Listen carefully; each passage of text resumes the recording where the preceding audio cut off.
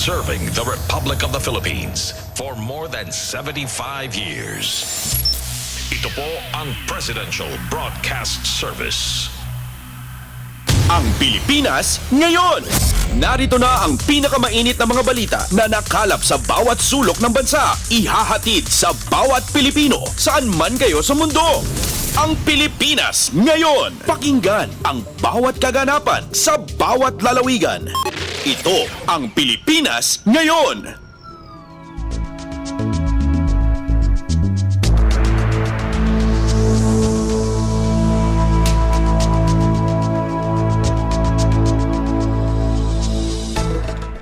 Magandang araw po sa ating mga tagapakinig. Welcome po ulit sa ating programang Ang Pilipinas Ngayon.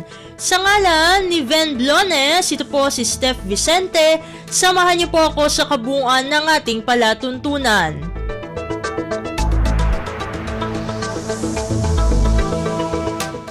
Tulad ng dati, mapakikinggan po ang ulat ng ating mga kapatid na himpilan sa probinsya, ang ating mga segmentong balitang negosyo at kalakalan, balitang sports, at balitang artista, maging ang ilan sa mga pangunahing balita mula dito sa ating bansa. Yan po sa kabuuan ng ating palatuntunan, ang Pilipinas Ngayon. Kumpleto, detalyadong balitaan, di papahuli sa mahahalagang kaganapan. Kamustahin ang inang bayan, ang Pilipinas Ngayon!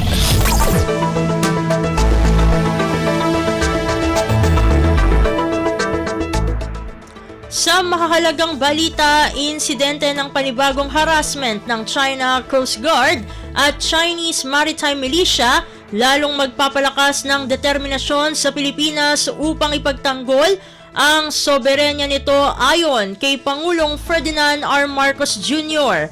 Ang detalye ng balita, ihahatid sa atin ni Alvin Baltazar. Naniniwala si Pangulong Ferdinand R. Marcos Jr. na mas lalong umigting ang determinasyon ng Pilipinas na ipagtanggol at protektahan ang soberenya at jurisdiksyon nito sa West Philippine Sea. Kasunod ito ng panibagong harassment at provocation ng China Coast Guard at kanilang Chinese Maritime Militia laban sa ML Kalayaan, BRP Cabra at Eunice May 1 na nagsagawa ng resupply mission para sa BRP Sierra Madre sa Ayungin Shoal nitong weekend. Sa post ng Pangulo sa social media, muli nitong iginit na Ayungin Shoal ay nasa loob ng exclusive economic zone ng Pilipinas at anuman anyang pag-aangkin dito ay walang basehan at labag sa umiiral na international law. Bahagi din na niya ng teritoryo ng Pilipinas ang Baho de Masinloc at ang bansa ang may karapatan o may legal na batean na magsagawa ng anumang aktibidad sa alinmang bahagi ng West Philippine Sea. Idinagdag ng Pangulo na patuloy ang kanyang pakikipag-ugnayan sa pamunuan ng National Security at Defense ng bansa kasabay ng direktiba sa mga uniform services na gawin ng kanilang misyon ng mas lalo pang may pag-iingat habang tinutuloy lang ang pagtupad sa kanilang tungkulin. Tiniyak din ng Pangulo sa tropa ng pamahalaan ang buo nitong suporta sa gitna ng panibagong harassment. Mula sa Palasyo ng Malacanang, Alvin Baltazar, Radyo Pilipinas. Pasada ng mga balita mula sa Pilipinas para sa mga Pilipino saan man sa mundo. Ang Pilipinas Ngayon!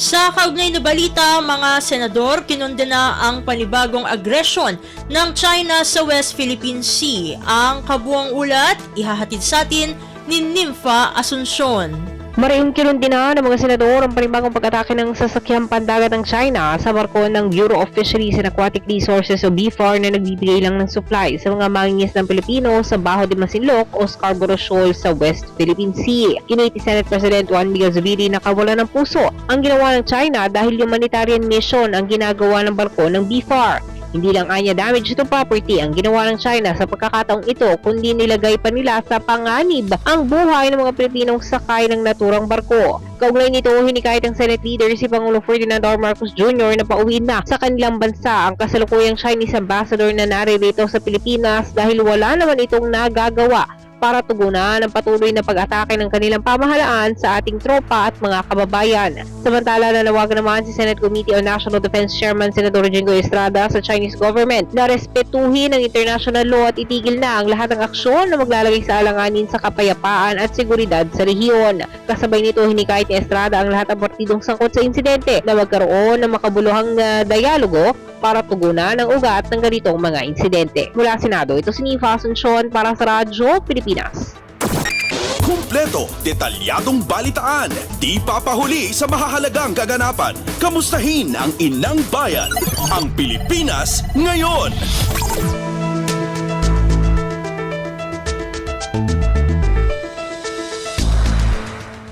Samantala, China, walang karapatang ibasura ang resolusyon ng Kamara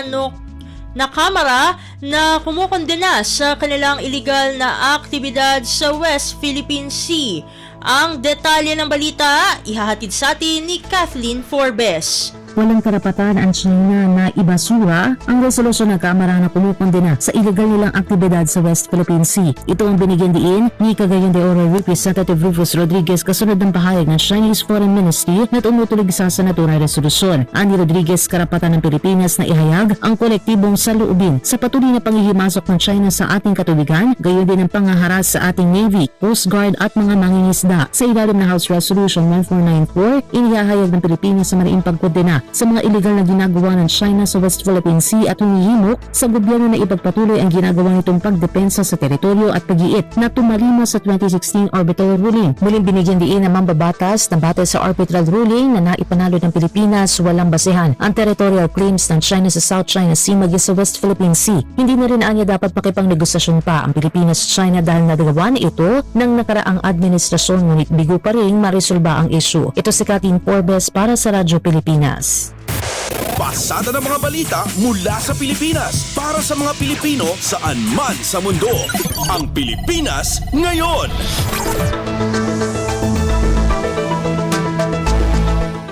Sa iba pang mga balita, hindi na itinuloy ng atin ito koalisyon ang pagdadala ng mga regalo sa mga sundalo sa West Philippine Sea. Ito ay matapos mangharas muli ang barko ng China sa mga maliliit ng barko ng Pilipinas. Nagpasya ang kapitan na si Felix Oca na bumalik na lamang sila sa El Nido, Palawan matapos ang 16 na oras na paglalayag dahil pinaligiran sila ng 2 barkong pandigma at isang Chinese Coast Guard ship. Nakatakda sanang dumating ang mga atin ito coalition sa Lawak Island na teritoryo ng Pilipinas upang magdala ng mga Christmas gift sa mga sundalong nagpapatrolya sa lugar. Dahil dito, nagdesisyon ang grupo na ipadala na lamang ang kanilang regalo sa ibang paraan. Kumpleto, detalyadong balitaan, di papahuli sa mahahalagang kaganapan. Kamustahin ang inang bayan, ang Pilipinas ngayon.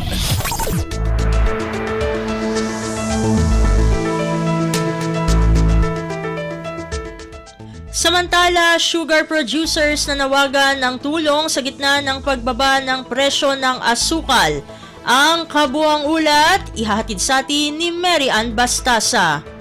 Umaapela ngayon ang United Sugar Producers Federation o UNIFED ng tulong sa pamahalaan sa gitna ng patuloy na bumababang presyo ng asukal na nakakaapekto na anya sa mga sugar producer lalo na sa mga maliliit na magtutubo. Sa isang pahayag, sinabi ni UNIFED President Manuel Lamata na umaasa itong mabibigyang tugon ni Pangulong Ferdinand R. Marcos Jr. at ni DA Secretary Francisco Chu Laurel Jr. ang kinaharap ngayon ng mga sugar farmer. Tinukoy nitong sa nakalipas na 2 linggo ay bumaba na sa 2,500 hanggang sa 2,300 ang bentahan sa kada bag ng asukal sa Negros at Bukidnon na malayo na sa 3,200 na presyuhan ito noong nakaraang taon. Gate nila Mata, nakakabahala ito para sa sugar farmers dahil mas mababa rin ang mill gate price ngayon kumpara sa kanilang production cost. Bukod dito, wala rin anyang pagbabago sa retail price ng asukal na nakapako sa 80 hanggang 85 kada kilo, dahilan kaya wala nang kinikita ang mga magsasaka. Dagdag pa nito, problema rin sa kanila ang pagtaas sa presyo ng krudo at ng fertilizer. Kaya dito sa gobyerno, matulungan ng industriya ng hindi tuluyang malugi ngayong magpapasko. Ito si Mary Ann Bastasa para sa Radyo Pilipinas. Pasada ng mga balita mula sa Pilipinas para sa mga Pilipino saan man sa mundo. Ang Pilipinas ngayon.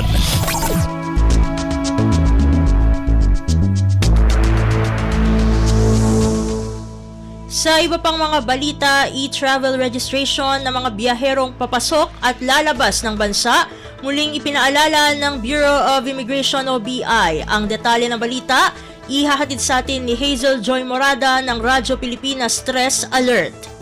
Sa inaasahang pagdagsa ng mga paparating at papaalis ng biyahero sa bansa, muling nagpaalala ang Bureau of Immigration o BI na required sa mga ito ang e-travel registration. Ayon kay BI Commissioner Norman Tansinco, lahat ng paparating at papaalis na pasahero sa bansa ay kinakailangang magrehistro sa nasabing one-stop electronic travel declaration system na hahanapin ng mga immigration officer na nagbabantay sa mga paliparan at pantalan. Ani Tansinco, pinatatatag ng e-travel registration ang Border Control Services ng bansa na magre-resulta anya sa mas magaang travel experience ng publiko. Hinikayat din ng Commissioner ang mga airline companies na makipagtulungan sa pagpapatupad ng naturang proyekto at sinabing responsibilidad ng mga ito na abisuhan ang kanilang customers na mandatory ang pagre-rehistro sa e-travel system. Maaaring isagawa ang e-travel registration sa eGovPH app o sa government website na etravel.gov.ph. Mula RP3 Alert, ito si Hazel Morada para sa Radyo Pilipinas. Kumpleto, detalyadong balitaan, di papahuli sa mahahalagang kaganapan. Kamustahin ang inang bayan, ang Pilipinas ngayon.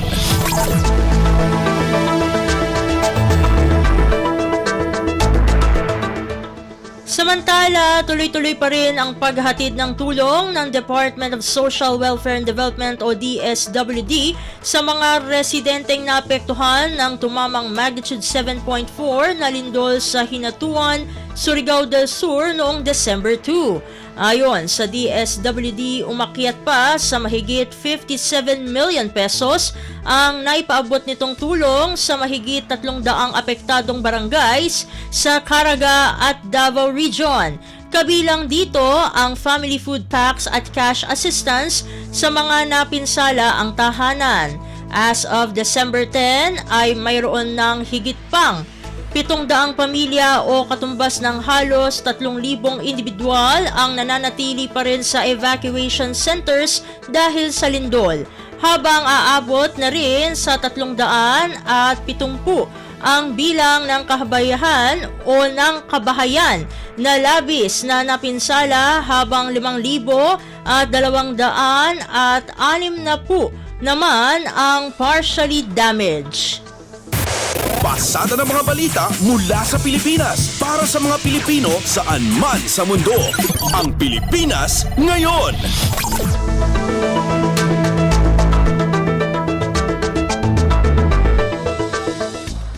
Sa iba pang mga balita, mahigit 11,000 pulis ang pinakalat sa Metro Manila. Ito ay upang tiyakin ang kaligtasan at kaayusan ngayong panahon ng Kapaskuhan.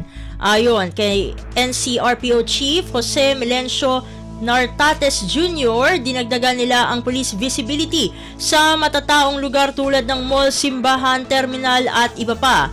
Aniya, ipatutupad nila ang maximum police visibility sa mga simbahan mula December 16 hanggang 24 kung saan isasagawa ang simbang gabi o Misa de Gallo. Maglalatag sila ng police desk malapit sa mga pasukan ng simbahan.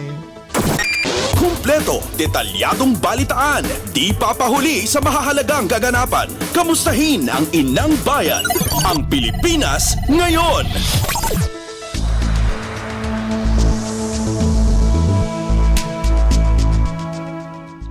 Sa iba pang mga ulat, nagpaalala naman ang Philippine Heart Center sa publiko lalo ngayong kaliwat kanan na naman ang mga Christmas party kung saan marami ang handaan.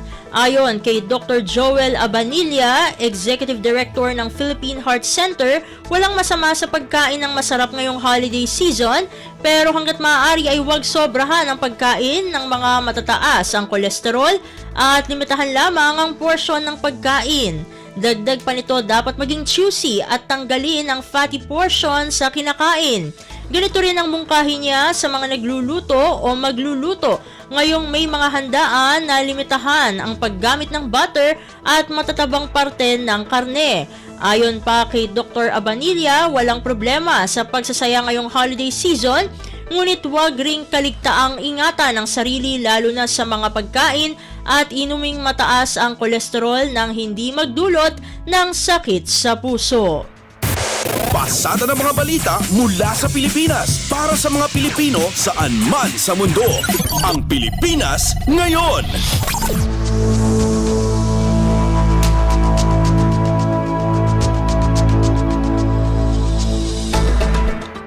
Samantala, Army Chief na mahagi ng pamasko sa mga pasyente sa Viluna Medical Center. Ang detalye ng balita, ihahatid sa atin ni Leo Sarne. Bumisita kahapon si Philippine Army Chief Lieutenant General Roy Galido sa Viluna Medical Center para kumustahin ang mga tropang nagpapagaling. Dito'y namahagi ng regalo si Lieutenant General Galido sa mga sugatang sundalo para mapataas ang kanilang moral ngayong Pasko. Si Lieutenant General Galido ay sinamahan sa gift-giving activity ni na AFP Health Service Command Acting Commander Colonel Armand B. Lacanilao at Viluna Medical Center Chief Colonel Jonah D. Dalagit. Sa kanyang mensahe, pinuri at pinasalamatan ni Lieutenant General Galido ang mga sundalo, nurse at doktor sa kanilang kahangahangang serbisyo. Sinabi ng general na nais niyang maipadama sa mga sundalo ang diwa ng Pasko kahit wala sila sa piling ng kanilang mga mahal sa buhay habang nagpapagaling. Mula sa AFP, ito si Leo Sarne para sa Radyo Pilipinas. Kumpleto, detalyadong balitaan, di papahuli sa mahahalagang kaganapan. Kamustahin ang inang bayan, ang Pilipinas Ngayon.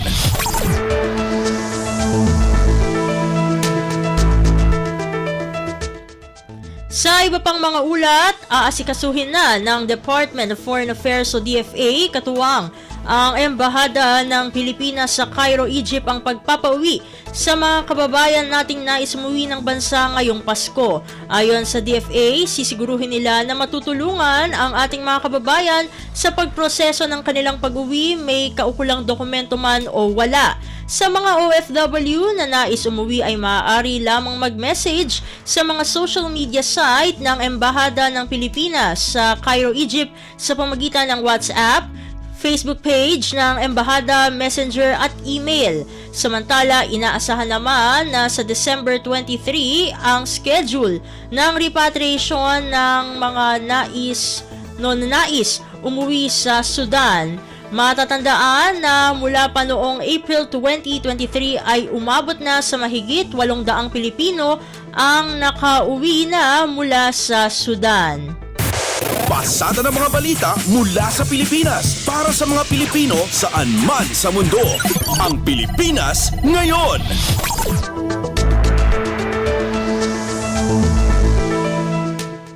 Samantala, patuloy na hinihikayat ng Quezon City Local Government ang mga taxpayers sa lungsod na magbayad na ng maaga ng kanilang real property tax o amilyar para makakuha pa ng diskwento. Ayon sa LGU, mananatili pa rin ang 20% discount kung ang 2024 RPT ay mababayaran ng buo hanggang December 31 ng taong kasalukuyan.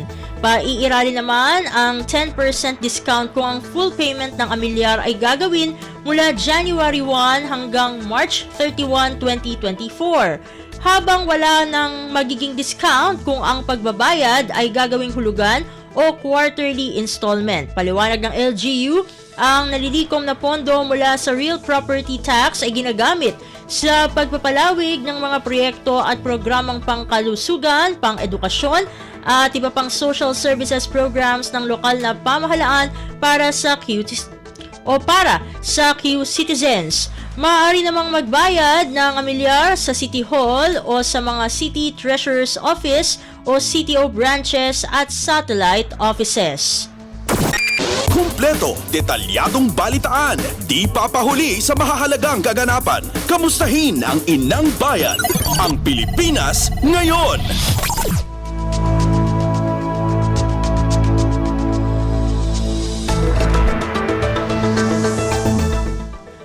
At iyan ang mga mainit na balita para sa araw na ito. Samantala, ating antabayanan ang mga ulat mula sa ating mga kapatid na himpilan sa probinsya para sa Regional News.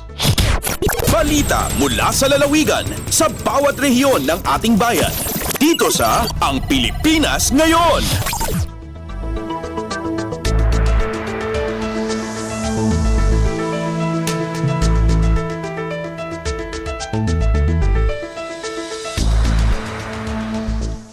Narito na ang bugso ng ating mga regional news. Dumako muna tayo sa rehiyon ng Luzon.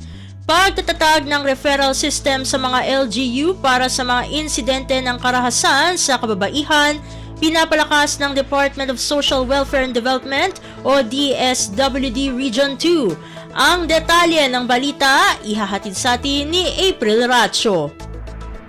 Kaspas sa 18-day campaign to end violence against women ng isangkat, ti orientasyon ti Department of Social Welfare and Development wenno DSWD Field Office 2 may naagiti pa nakaipasdag ti case management kan referral system kadagiti local government unit para iti mapaspasamak a kinaranggas kadagiti babae. Ganda daytoy nga aktibidad apatug karon ti panakasapol para iti kaadda ti naurno sa koordinasyon aglalo ket na dumaduma ti masapol dagiti babae kinuubing nga isu dagiti biktima daytoy nga aramid. Naamuan ati panakaragpat kan kadagitoy akasapol iti pa sa physical health, psychosocial well-being, economic security, kan legal protection, kat makasapol. Di pa nagtitinulong, dagiti na dumadu mga ahensya, babaan ti panangipasdag ti episyente, kan epektibo ang referral system. Kabayatan na di maray, ti dayting aktibidad, dagiti city, municipal, social welfare and development officers, iditoy Rehiyon 2. Manipud Tuguegarao City, dayti na April, sa Lucon Racho para iti Radyo Pilipinas World Service. Balita mula sa lalawigan sa bawat rehiyon ng ating bayan. Dito sa Ang Pilipinas Ngayon.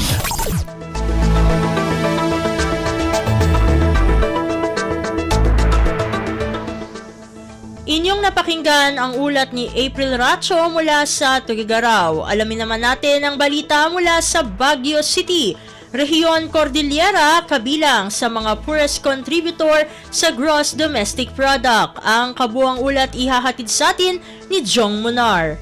Karaman iti Rehiyon Cordillera kadagitiannam nga nabigbig nga poorest contributors iti bineg iti gross domestic product by region base iti datos iti 2020 aging gana 2022. Imparang daytoy ni Department of Trade and Industry Cordillera Regional Director Juliet Lucas itinangay nga 10 Cordillera cities and municipalities competitiveness index recognition ceremony. Base iti datos 1.7% iti contribution to Cordillera iti 2020 bimabapay daytoy iti 2021 ang nagbalin nga 1.68% and 1.69% di 2022. Sigon kani Lucas, masapol nga pagtitinulungan iti entero nga rehiyon kan local government units sa Solbaren iti problema ti serbisyo ti transportasyon, kalsada, komunikasyon, technology readiness, internet connectivity ken disaster preparedness tapno mapasaya at iti infrastructure ken resiliency. Masapol paeng nga mapasaya at iti size ken growth iti local economy ken capacity tapno makoror ti employment, cost of doing business, productivity, kapasidad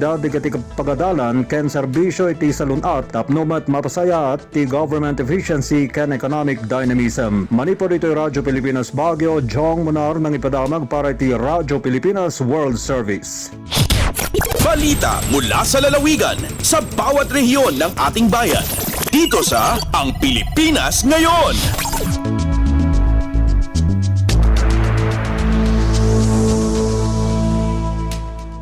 Inyong napakinggan ang ulat ni Jong Munar mula sa Baguio City. Pumunta naman tayo sa Virac. Kapulisan ng San Andres MPS sa Catanduanes mas pinagting ang kampanya kontra iligal na droga sa pamagitan ng Badak Orientation. Ang detalye ng balita ihahatid sa atin ni Jan Tatad. Mas pigpapakusog pa kan mga kapulisan in San Andres Municipal Police Station ang sa indang kampanya kontra illegal na droga sa paagi kan sa indang isinagibong orientasyon para sa Barangay Anti-Drug Abuse Council o BADA kan nakalihis na semana. Ini pinag-atenderan kan mga opisyales kan lambang barangay sa indang banwaan kairiba an sa indang mga barangay secretary asin ini pinagsuperbisyonan ni Neil Evangelista an sa indang MLGOO katabang man an MSWDO. Obheto kan programang ini na maisyertong igwang nagkakanigong kaaraman at mga nanunungdan sa mga barangay mapadapit sa kampanyang ini asin sa nasambit na aktibidad pigpaliwanag ang dakulang responsibilidad kan mga miyembro nin Badak sa advokasya nin gobyerno na masugpo an maski anong transaksyon nin illegal na droga. Hali digdi sa Radyo Pilipinas Virac, ini si Jan Tatad para sa Radyo Pilipinas World Service. Balita mula sa lalawigan sa bawat rehiyon ng ating bayan. Dito sa Ang Pilipinas Ngayon.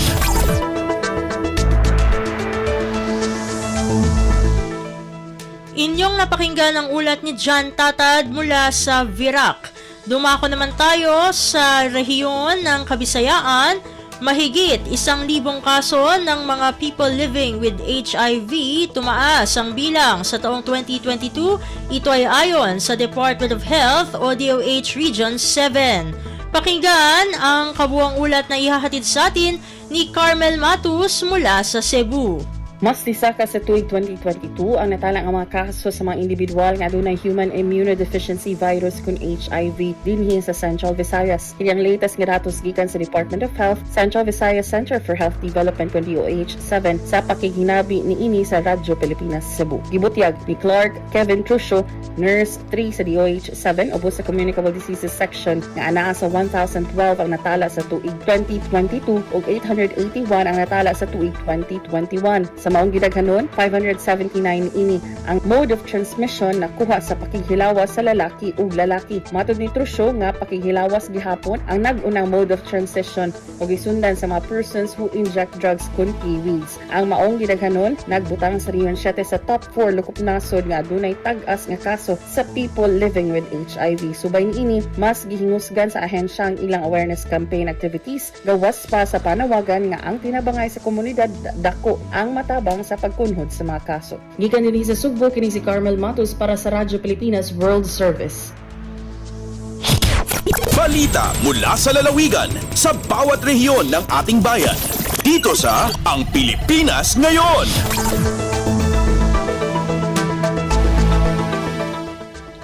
Inyong napakinggan ang ulat ni Carmel Matus mula sa Cebu. Pumunta naman tayo sa Iloilo. Pagpapagawa ng bagong daan, isinusulong ng Antique Provincial Government kasunod ng Ceres Bus Tragedy sa Hamtic, Antique. Narito ang detalye ng balita na ihahatid sa atin ni Hope Torrechante mula sa Iloilo.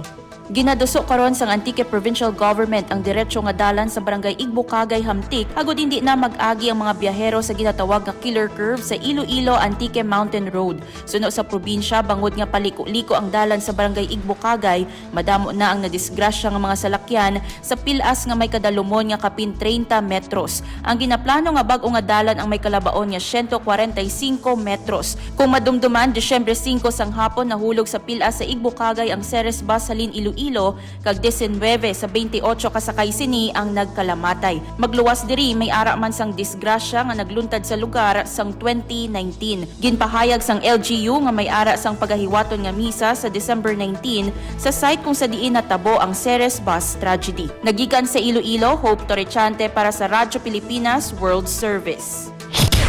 Balita mula sa lalawigan sa bawat rehiyon ng ating bayan. Dito sa Ang Pilipinas Ngayon.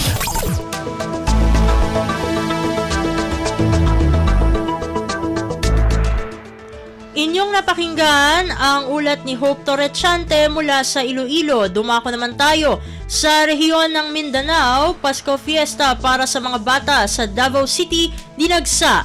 Ang kabuuang ulat ihahatid sa atin ni Sheila Lisondra mula sa Davao.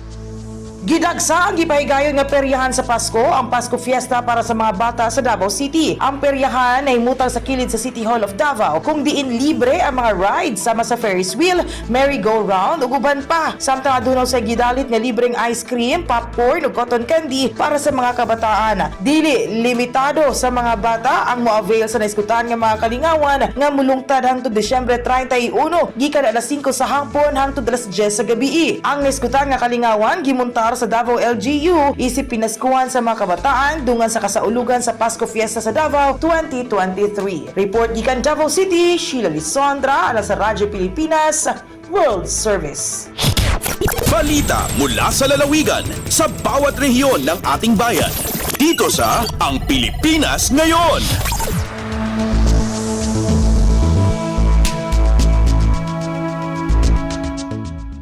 Inyong napakinggan ang ulat ni Sheila Lisondra mula sa Davao.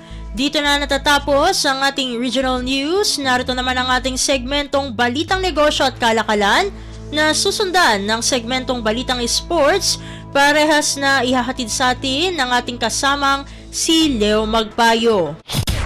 Lagay ng ekonomiya, kalakalan, negosyo at iba pa. Atin ang alamin dito sa Ang Pilipinas Ngayon. Magandang araw. Narito na po ang Balitang Business.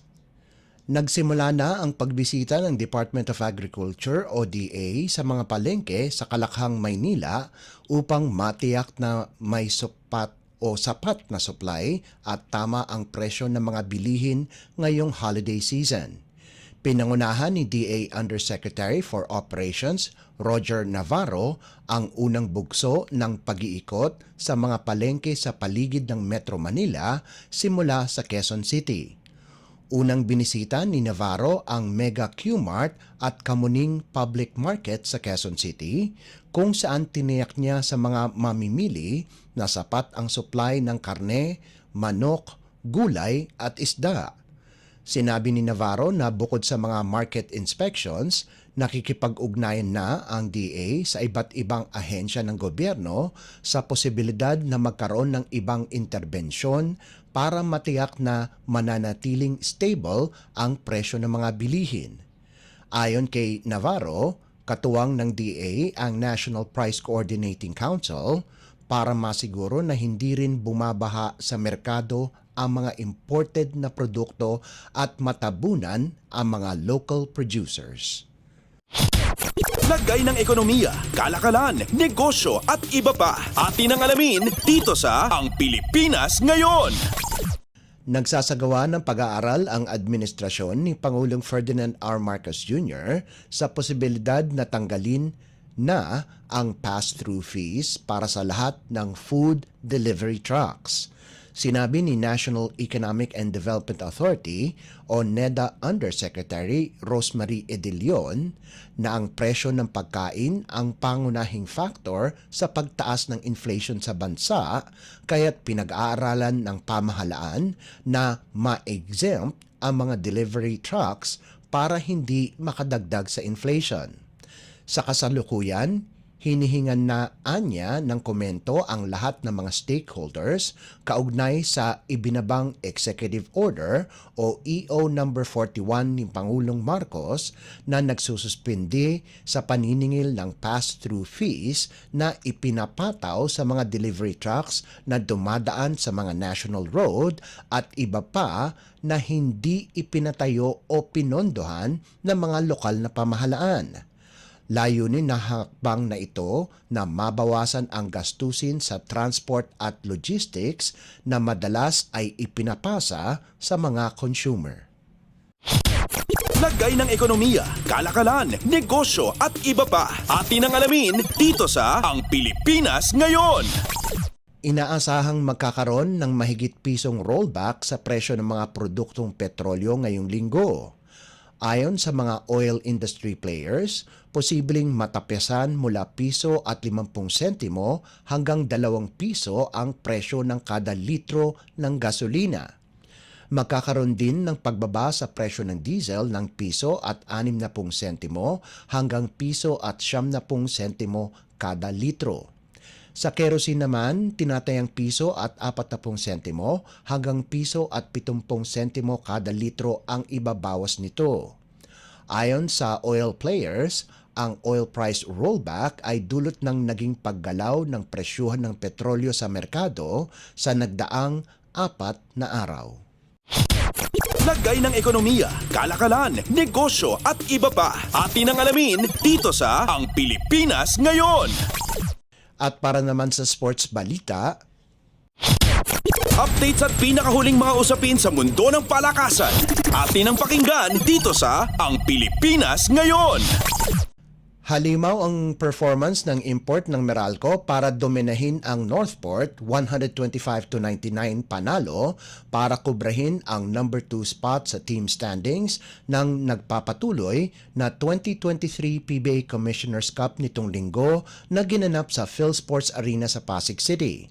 Nagpasiklab kaagad ang bagong import ng Bolts na si Zach Lofton kung saan gumawa ito ng impresibong 54 na puntos, 7 rebounds at 4 na assists, sahog pa ang siyam na 3-pointers.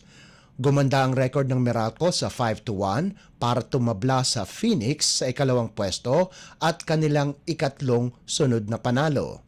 Nagambag naman sina Alain Maliksi at Chris Newsom na nakaskor ng 18 at 11 puntos ayon sa pagkakasunod. Malaking tulong din ang nagawa ni Raymond Almasan kung saan nagpasabog siya ng double-double sa 11 puntos at 15 rebounds kasama pa ang isang steal at isang tapal para sa Bulls. Pinalitan ni Lofton si Sulaiman Bramo Jr. ng madali ito ng Achilles injury sa 97-94 panalo ng Meralco laban sa NLEX noong nakarang linggo. Kahit kararating lang sa bansa at hindi pa nakapag-ensayo kasama ang koponan ng Meralco, ipinamalas ni Lofton kaagad ang kanyang kakayahang makagawa ng mga puntos kung saan ito na ang pinakamaraming puntos na nascore ng isang import sa buong season 48. Updates at pinakahuling mga usapin sa mundo ng palakasan. Atin ang pakinggan dito sa Ang Pilipinas Ngayon. Humirit ng do-or-die Game 3 o humirit ng do-or-die Game 3 ang San Beda University kung saan pinadapa nila ang Mapua University sa bisa ng 71-65 panalo sa Game 2 ng kanilang Best of 3 Finals Series sa pagpapatuloy ng NCAA Season 99 Men's Basketball Finals nitong linggo na ginanap sa Mall of Asia Arena sa Pasay City. Pinangunahan ni Jacob Cortez ang Red Lions sa natipon nitong 21 puntos kasama na ang krusyal na mga 3-pointers sa huling 3 minuto ng laban. Gaganapin ang Game 3 sa linggo, ika-17 ng Disyembre para malaman na kung sino ang magiging kampiyon sa season na ito. Unang nagwagi ang Mapua sa Game 1, 68-63 para lumapit sa kanilang pangarap na makuha ang titulo pagkalipas ng 32 taon, subalit madaling buwagin o madaling binuwag ng San Beda na may pinakamaraming korona sa NCAA sa bilang na 45. Nagdagdag naman si Clifford Hopia ng 8 puntos, 11 rebounds at 2 tapal. Nanguna sa Cardinals ang tinanghal na most valuable player ng season na si Clint Escamis sa nagawa nitong 15 puntos habang nag-contribute sina JC Recto, Paulo Hernandez at Jopet Soriano sa nagawa nilang 14, 13 at 10 puntos ayon sa pagkakasunod. Samantala sa Battle for Third, kinuha ng College of St. Benilde ang tropeo sa kanilang 93-83 panalo sa Lyceum of the Philippines University sa unang laro. Updates at pinakahuling mga usapin sa mundo ng palakasan. Atin ang pakinggan dito sa Ang Pilipinas Ngayon. Bumawi ang Chocomucho laban sa Signal HD sa Game 2 ng kanilang Best of 3 Series, 25-23, 25-22 at 25-22 para mapuwersa ang isang do-or-die matchup sa semifinals ng 2023 Premier Volleyball League o PVL Second All-Filipino Conference nitong linggo sa larong ginanap sa PhilSports Arena sa Pasig City. Hataw ang performance ni Cici Rondina sa nagawa nitong 23 puntos mula sa 20 attacks, 2 blocks at isang service ace para tumabla sa Flying Titans sa 1-all. Unang tinalo ng Signal ang Chocomucho sa Game 1 kung saan inabot ito ng 5 sets, 18-25, 23-25, 25-14, 25-19 at 15-10. Gaganapin ang Game 3 itong Martes para sa karangalang makapasok ng finals at harapin ang defending champions Creamline Coal Smashers na una nang umusad sa finals matapos talunin ang Cherry Tigo sa kanilang sariling semifinal series 26-24, 25-21 at 25-21. Nakakuha ng tulong si Rondina kay Kat Tolentino sa nagawa nitong 15 markers at kina Aiza Molde at Maddie Madayag na kapwa nakascore ng tig 8 puntos. Nanguna naman si Jovs Gonzaga sa panig ng HD Spikers sa nanlikom nitong 15 puntos. Ang service error ni Gonzaga sa posisyon ng signal ang tuluyan ng sumelyo sa panalo ng Choco Mucho. Updates at pinakahuling mga usapin sa mundo ng palakasan. Atin ang pakinggan dito sa Ang Pilipinas Ngayon. At yan ang pinakahuling balita sa larangan ng palakasan. Para sa Radyo Pilipinas World Service, ito po si Leo Magpayo. Magandang araw. Updates at pinakahuling mga usapin sa mundo ng palakasan. Atin ang pakinggan dito sa Ang Pilipinas Ngayon.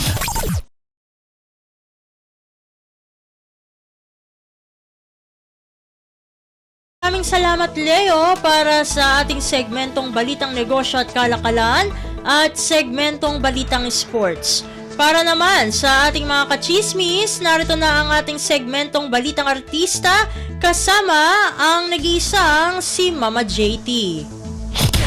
Ang latest, ang hottest sa showbiz and entertainment. Heto na sa Ang Pilipinas Ngayon.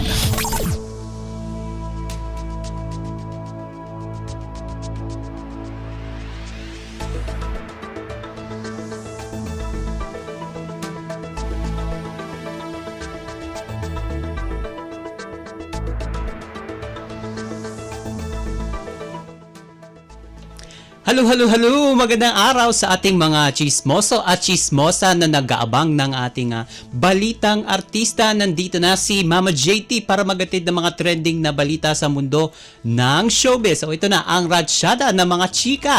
Ito ikakasal na ang Miss Universe 2010. Fourth runner-up na si Venus Ra sa kanyang non-showbiz boyfriend nito. And noong December 10, 2023 nang inanunsyo ni Venus ang kanyang paglagay sa tahimik na ikinagalak ng mga kaibigan ng beauty queen.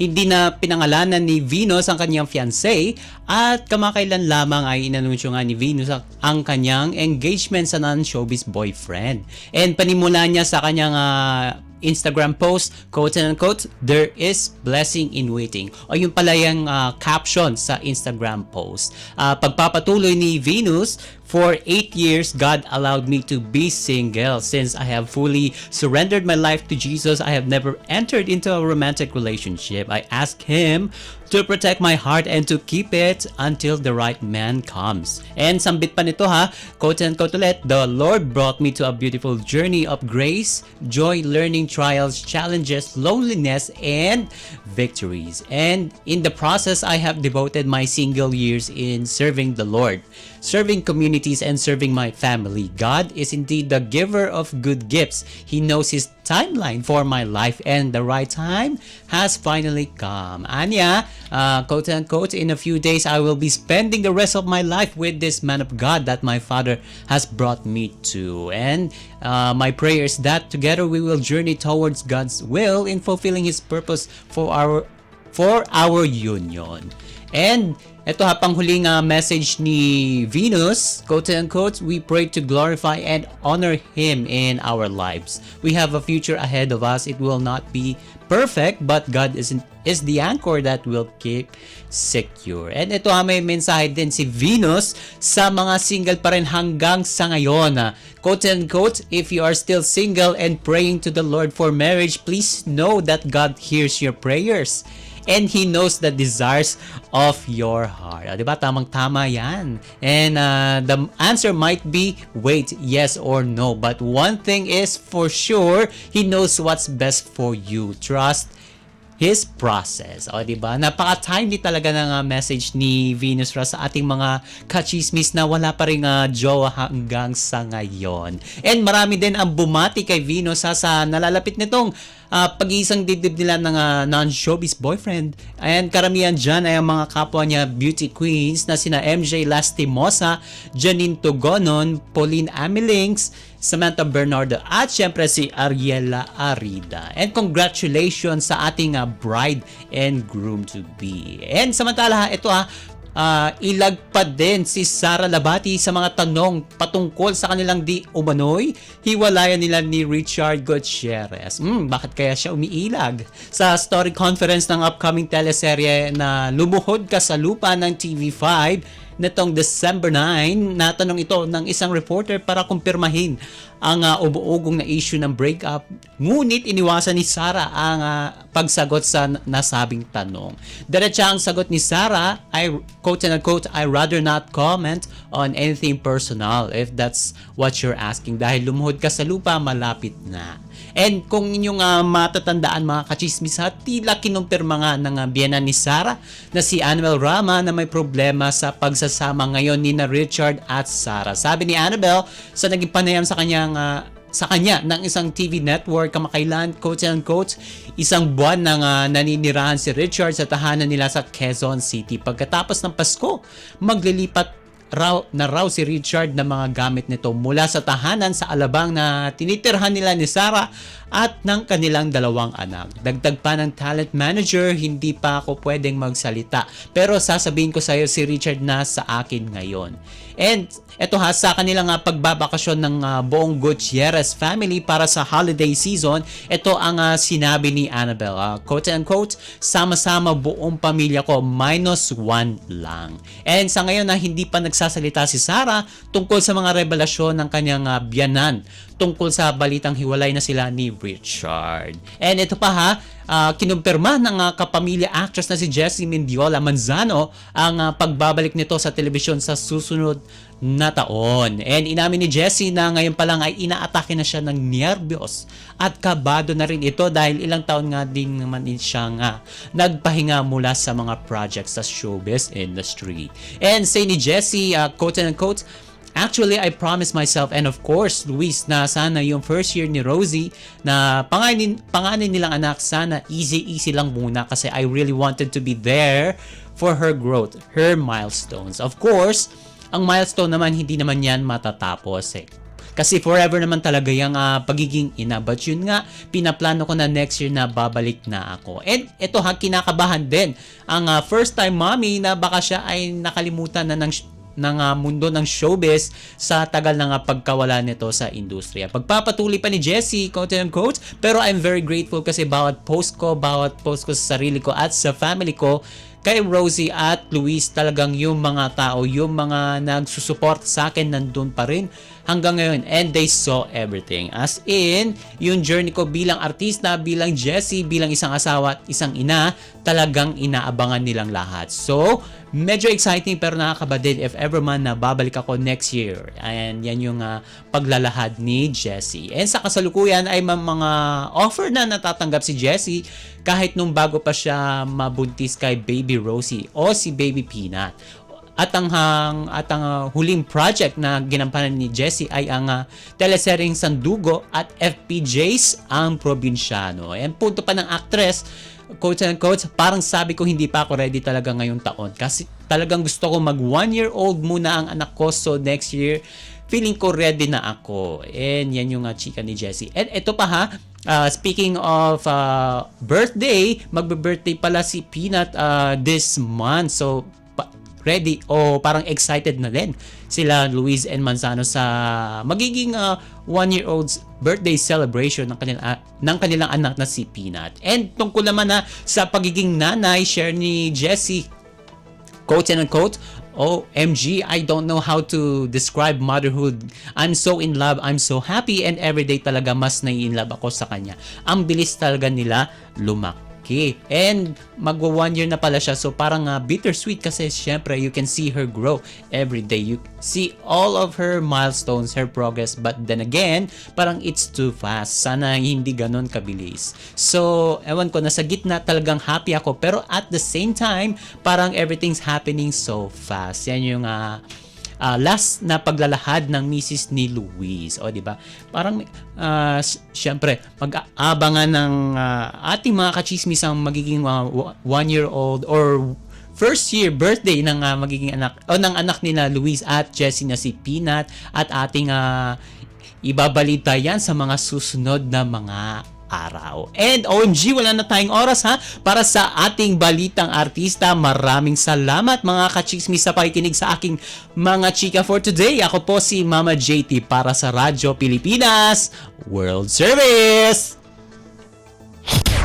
Ang latest, ang hottest sa showbiz and entertainment. Heto na sa Ang Pilipinas Ngayon.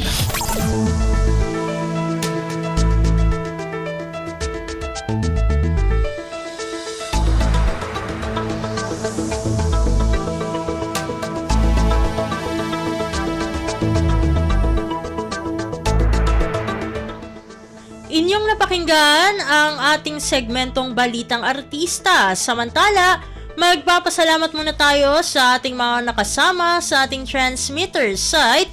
Sa tinang sa studio kasama natin sina Milo Janela, Susan Aison at Anthony Pimentel.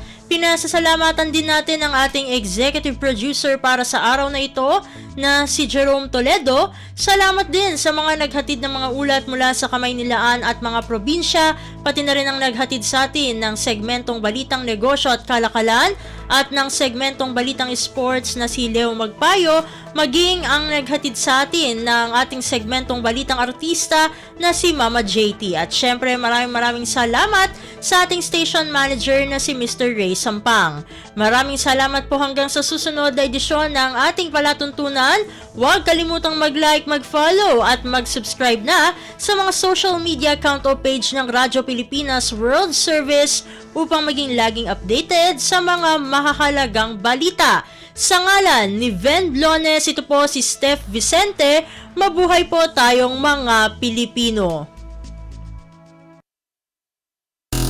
At yan ang Pilipinas Ngayon. Muling samahan si Ven Blones sa parehong oras at alamin ang pinakahuling mga kaganapan at balita saan man kayo naroon. Ang Pilipinas Ngayon.